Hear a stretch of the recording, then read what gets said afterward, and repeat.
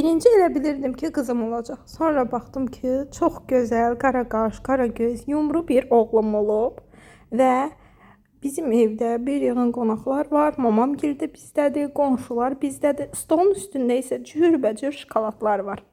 Bunu dünən yox, sırağayın yatıb yuxuda görmüşəm.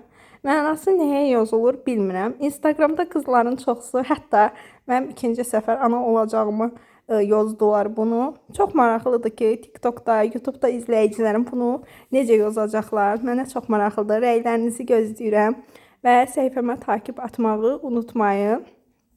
Bunu gündüz görmüşəm bu yuxunu özdə. Gündüz 1-2 saat yorğun uydum. Dedim uzanım, 1-2 saatlıq yatım və yatdım, bunu gördüm. İstədim bugünkü vlogumda da bunu sizlərə bildirim və hər kəsdən yuxu yazmasını gözləyirəm. Həqiqətən də çox maraqlıdır. Bu da axşam rutinimdir qızlar. Axşam qabları yudum, ortalığı yığışdırdım, sərdiklərimi götürdüm, qatlaladım və yenidən paltar sərdim.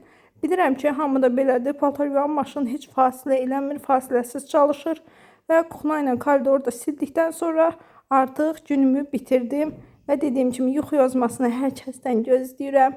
Səhifəmə isə takib atmağı, bəyənməyi, videomuzu kaydetməyi unutmayın. Hələlik gecəniz xeyir.